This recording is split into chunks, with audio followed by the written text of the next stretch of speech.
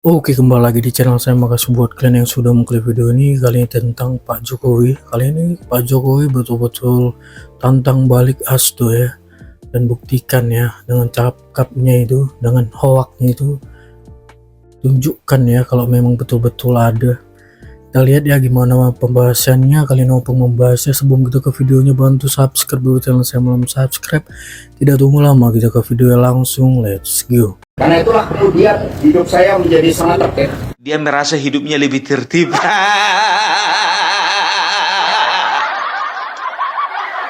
Ku bilang sama kau Hasto, berarti kau kurang cepat masuk. Coba kalian perhatikan dulu, Kayaknya makin kesini di mana ada Bapak Prabowo, di situ ada Bapak Jokowi dan Bapak SBY. Iya, betul ya. Udah sering Apapun bertiga. acaranya, yang penting mereka bertiga. Iya. Pung, kayaknya masih hidup loh satu mantan presiden lagi. Nggak usah ditanya, nggak masuk hitungan. Nggak masuk hitungan ya. Kok nggak masuk hitungan, Pung? Coba perhatikan dulu. Bapak SBY 2 periode. Bapak Jokowi 2 periode. Iya. Bapak Prabowo dijamin 2 periode. Iya, betul. Mana ikut yang cuma 2 tahun? Cuma 2 tahun, dia bukan 2 periode ya. Bapak SBY dipilih rakyat. Iya. Bapak Jokowi dipilih rakyat. Iya, betul. Bapak Prabowo dipilih rakyat. Iya. Mana ikut yang melengsarkan presiden lainnya? Iya. Jangan diikutkan, main rusuh nanti. Kita melihat, biar tahu kalian ya. Aku makin kesini ku tengok orang ini 3 makin kompak. Kayak trio ambisi. Kompak sekompak-kompaknya. Padahal SBY dan juga Bapak Prabowo sama-sama mengakui bahwasannya mereka ini rival ya di dunia militer. Tapi mereka bisa disatukan oleh karena apa? Oleh karena kesamaan visi misi, yaitu membangun bangsa. Nah, Pung, satu lagi bukan militer itu, Pung.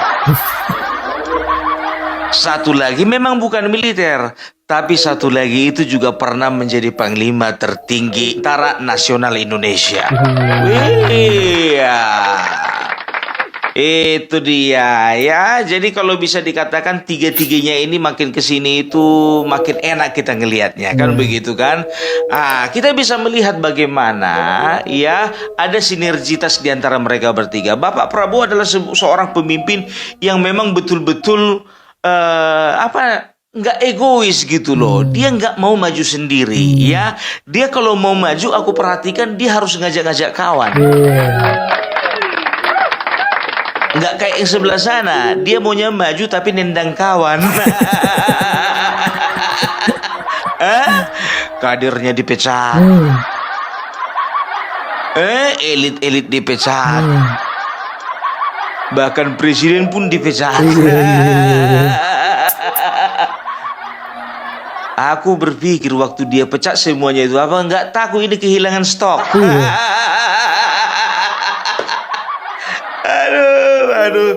Jadi kemarin di acara Akmil ya, Bapak SBY dan juga Bapak Joko Widodo itu bukan diundang tanpa alasan. Mereka itu diundang sebagai pemberi materi ya. Sekarang begini aja lah, nggak usah pun sebagai pemberi materi ya. Adalah satu kehormatan mengundang Bapak SBY dan Bapak Jokowi.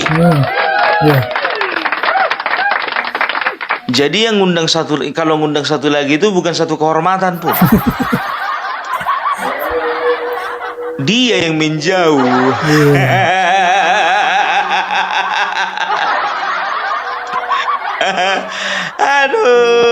Aduh, udahlah ya. Kalau memang nggak mau ikut, nggak usah diikutkan. Repot nanti urusannya. Ya, jadi apalagi sekarang ya kita bisa lihat ya bagaimana Indonesia ini menghadapi tantangan yang lebih besar lagi ke depannya ya. Jadi presiden tidak bisa berjalan sendiri, presiden tidak bisa bekerja sendiri. Ya, jadi beliau harus bisa mengajak orang-orang yang kompeten. Berarti Bapak Jokowi kompeten, Pung? Sangat. Nggak usah ditanya lagi, sangat. Ih, tapi dia bukan ketua umum, Pung. Nggak penting ketua umum. Yang penting dia bisa menjadi teladan. Betul. Banyak dicintai ya. Itu dia. Ya kan, Pung. Sekarang begini, Pung. Kemarin itu ada video, ya. Katanya Hasto, ya, katanya si Hasto. Itu Bapak Jokowi adalah bisa dikatakan adalah orang ya dibalik dari pelemahan KPK. Siapa yang bilang? Ya Hasto, ya udah kalau kayak gitu kita lihat dulu ya video dari Bapak Jokowi. Kita lihat ya. Ini dari Pak Jokowi ya.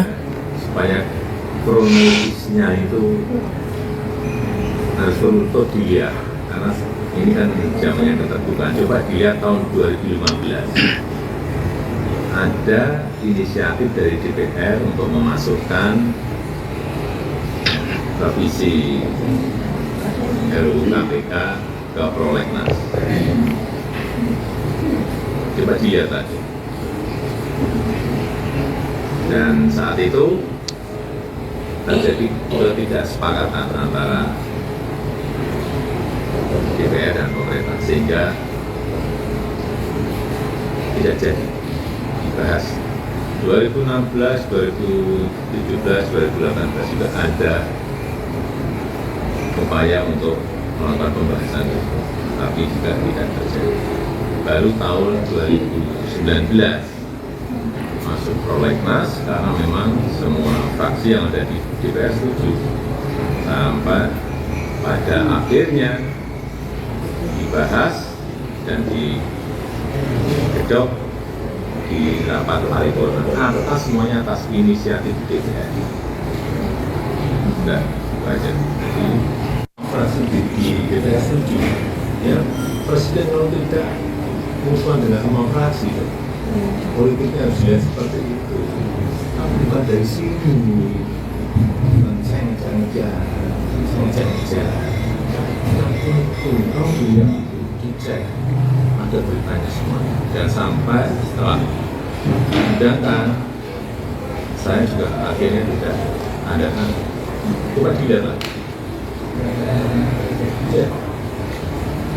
Tapi kan aturannya tetap 30 hari bisa berlaku. Gitu. Ya, gitu aja.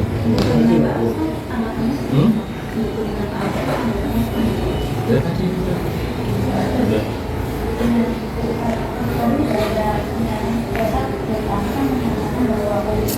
Itu karangan cerita, semua orang bisa membuat karangan cerita. Ya.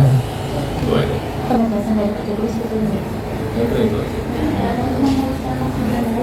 Hubungannya apa? Coba pakai logika dong kita ini.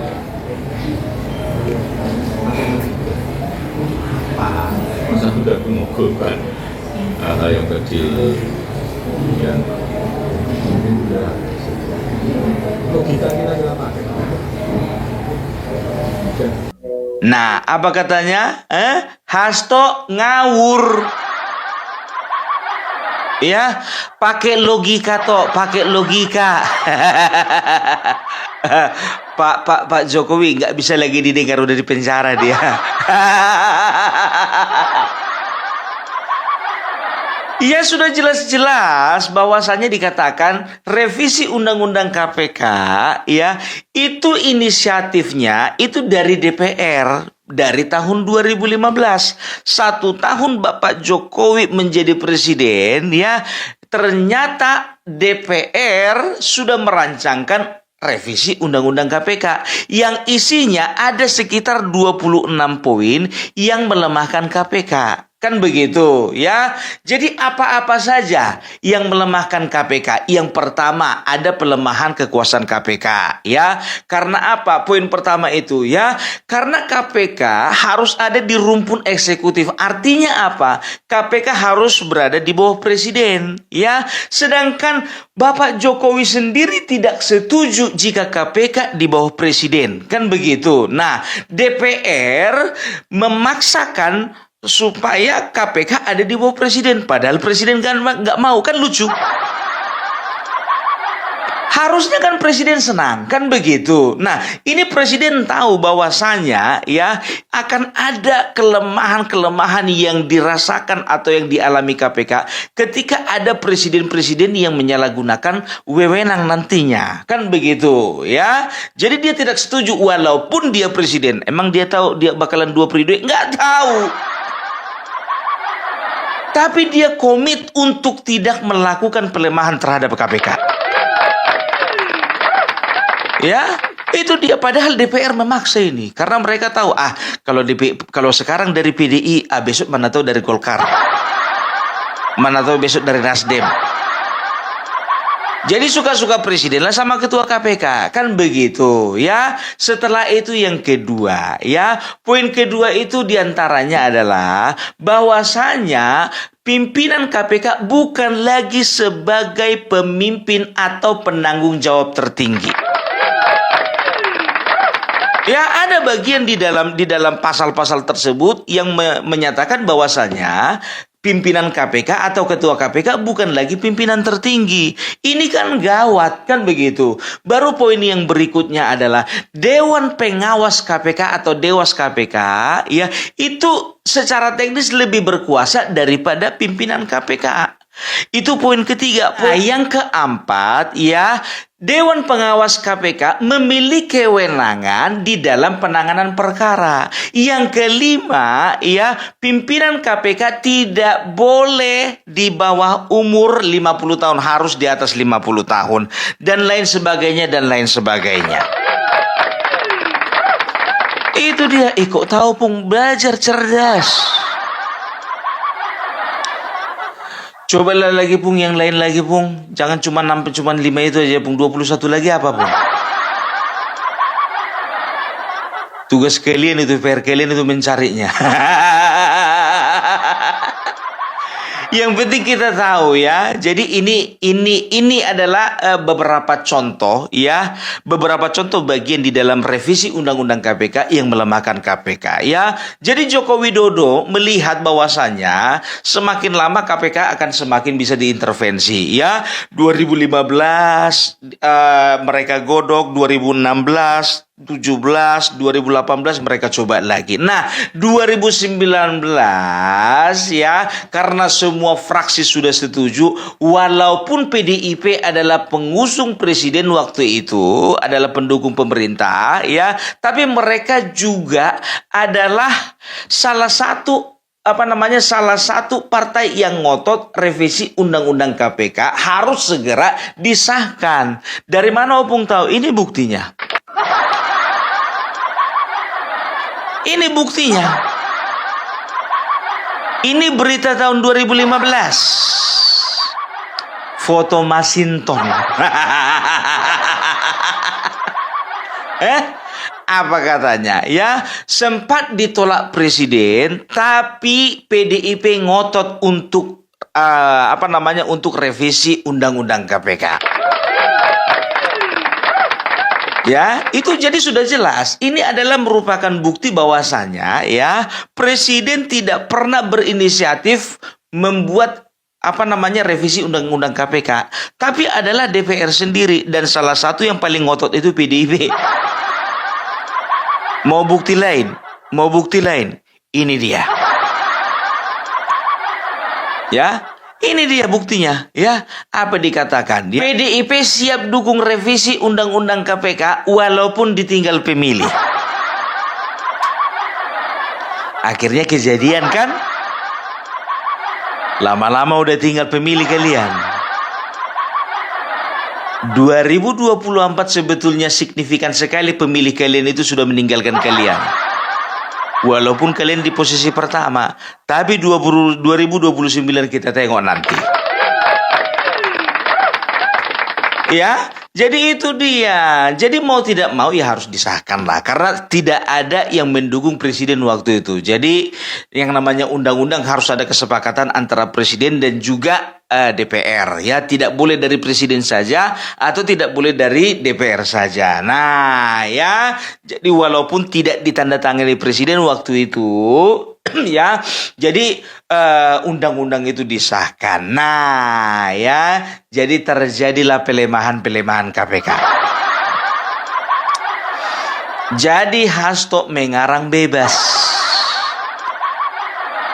Ya, kalau Hasto ini kita udah kasih stempel, ini tukang fitnah, tukang hasut, provokator. Ya, itu dia. Jadi kita nggak tahu apa maksud dan tujuan dari DPR harus merevisi undang-undang KPK, ya. Dan ini 26 poin tadi yang kusebutkan tadi itu melemahkan KPK, ya. Ya, aku mensinyalir bahwasanya kalau tidak disahkan revisi undang-undang KPK ini, ya, bukan KPK yang lemah, maka DPR lah yang lemah. Nggak bisa lagi menggigit uang negara, nggak bisa lagi macam-macam, nggak bisa lagi menyalahgunakan kewenangan. Kan begitu kan? Jadi teman-teman, ku bilang sama kalian semua, minta maaflah dulu ya. Mimpi kita untuk mensahkan rancangan undang-undang perampasan aset sepertinya masih jauh. Karena apa? Sedangkan KPK dilemahkan. Perampasan aset apa? Jadi ternyata ya, oleh karena pelemahan KPK inilah oleh DPR ini, makanya Presiden Jokowi melihat ini ada bahaya, makanya beliau mendorong atau mendesak supaya rancangan undang-undang perampasan aset itu disahkan. Akhirnya apa? Sampai sekarang tidak pernah dibahas. Boro-boro disahkan. Dibahas saja pun tidak. Pung, jangan pernah kau bilang gak dibahas, Pung. Dibahas, Pung. Memang betul dibahas, tapi gak serius. Yang namanya pembahasan itu serius. Gitu dia. Jadi apa lagi yang mau kita harapkan dari DPR? Kalau cuma mewakili rakyat untuk bikin undang-undang gak perlu. Itu dia, ya. Jadi nggak usah banyak kali gaya lah. Coba bayangkan kalian ya, kasus EKTP. Apa bukan korupsi berjamaah itu? Jadi Bapak Jokowi, biar tahu kalian, ya, jujur saja ku bilang ya, beliau ini tahu ya siapa-siapa ya orang sakit di dalam DPR. Dia menyaksikan ya atau menerima laporan, Pak Jokowi, itu Ganjar terima uang $500.000. Oh, masa yang benar? Kemarin 2011. Masa toh saya enggak tahu loh. Ya 2011 kan Bapak Jokowi kan masih jadi wali kota. Oh, dicatat Ganjar Pranowo. Pak Jokowi, itu Pramono Anung juga terima duit. Piro? Sama, $500.000. Pramono Anung, sekretaris saya, orang kepercayaan saya. Iya, Pak. Catat Pramono Anung. Siapa lah sopo meneh? Anak ketum. Mbak Puan. Iya. Piro? Bodoh. 500.000. Catat Puan Maharani. Masih ada lagi yang nerima? Ada. Yasona Lauli catat. Ada lagi, ada. Ada lagi, ada. Ada lagi, ada. Jadi udah tahu itu Joko Widodo itu penyakitnya DPR di dalam sana. Makanya ya dia sudah mencium bahwasannya DPR berusaha untuk melemahkan KPK supaya apa? Supaya posisi DPR tidak lemah. Kalau KPK tidak dilemahkan, maka satu-satu anggota DPR ini terancam ini nyawanya ini. Jujur aja gue bilang, ya kemungkinan besar menurutku ya kan. Makanya Joko Widodo ngotot supaya RUU perampasan aset itu segera disahkan. Tapi maaf 1000 maaf, kalau aku jadi Joko Widodo, ya mungkin aku akan bikin pengumuman dan juga masukkan ke dalam pidato. Aku akan katakan kepada rakyat Indonesia, maaf rakyatku, saya minta maaf karena saya gagal untuk mendesak DPR mensahkan rancangan undang-undang perampasan aset. Masukkan itu ke dalam pidato.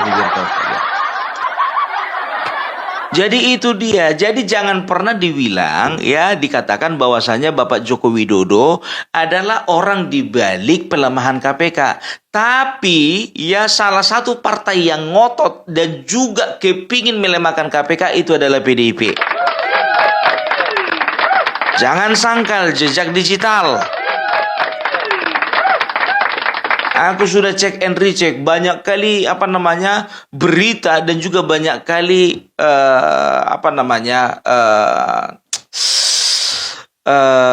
jejak digital yang menyatakan bahwasanya PDIP itu memang betul-betul mendukung RUU revisi undang-undang KPK ya. Jadi jangan pernah Hasto kan begitu, kemarin begitu dia ya, dibilang katanya PDIP akan digigit oleh Joko Widodo, PDIP akan dilemahkan oleh Joko Widodo. Dari mana tahu Pak, kata wartawan. Nah, ini rekamannya. Rupanya rekamannya momen yang lain. Bocor. Aku paling benci sama kawan ini, jujur aja gue bilang, dikit-dikit demokrasi. Dikit-dikit supremasi hukum. Dikit-dikit berjuang untuk rakyat. Tahu enggak kalian, di dalam katanya dia merasa hidupnya lebih tertib. Saya diterima dengan sangat baik oleh para tahanan yang lain, warga Merah Putih. Maka kemudian ketika saya dikenakan isolasi, banyak yang memberikan bantuan, ada berupa kopi, teh, dan kemudian saya juga gelorakan semangat juang tentang Sakyam Eva Jayate bahwa kebenaran akan menang.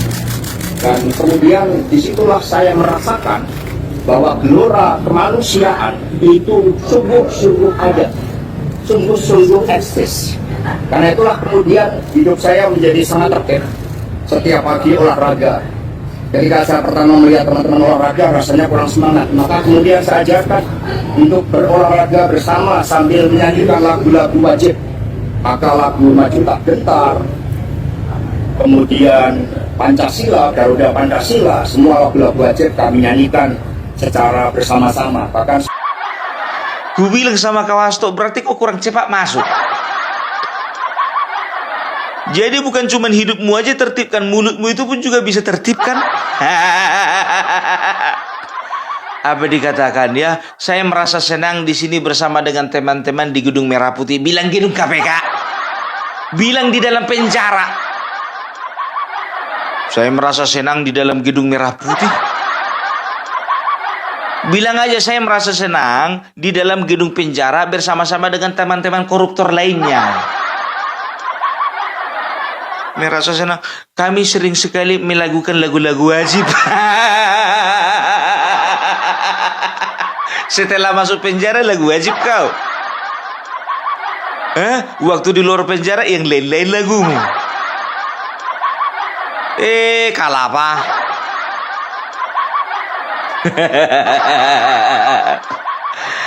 Aduh, toh semangat toh. Apa dibilangnya lagi ya? Saya katakan kepada Ibu Megawati supaya tidak usah menjenguk saya.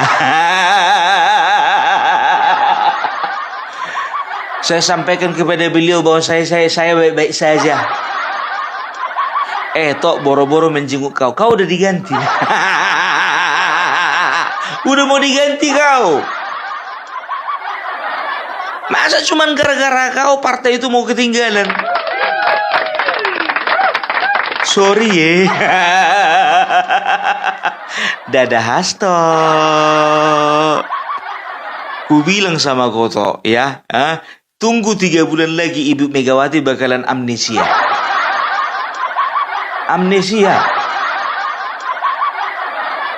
Ya, ada kader contohnya, Bu.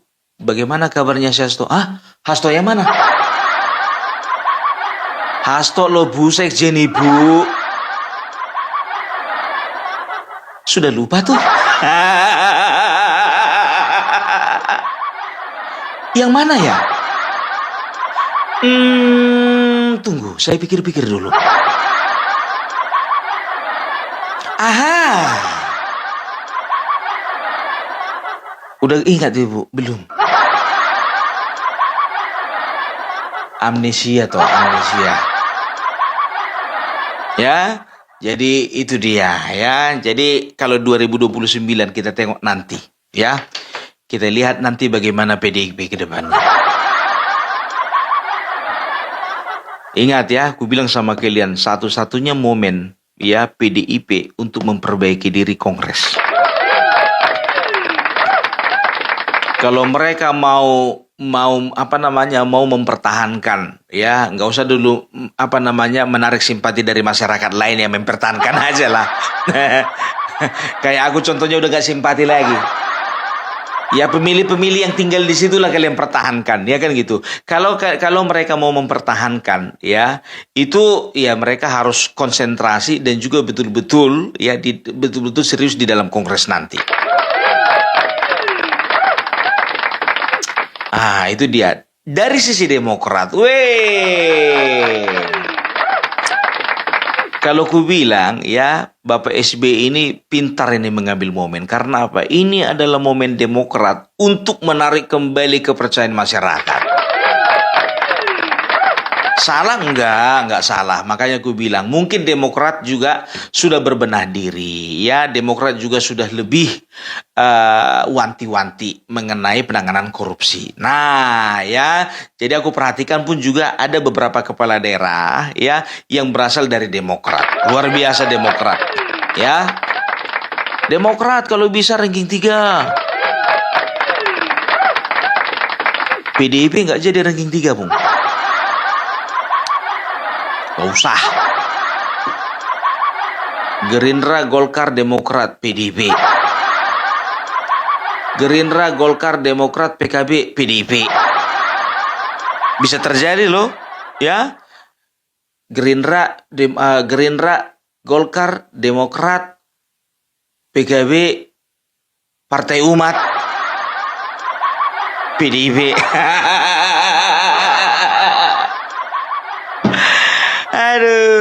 Aduh, jadi itu aja lah dulu dari Opung Parbelak ya. Jadi sudah terjawab semuanya, sudah dibantah oleh Bapak Joko Widodo ya mengenai pernyataan Hasto dan sudah dibantah juga dengan jejak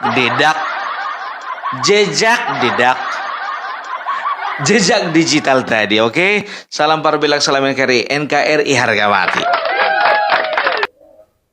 Oke, itu dia video dari Opung ya, gimana menurut kalian, dan sampai bertemu di video saya selanjutnya. Bye.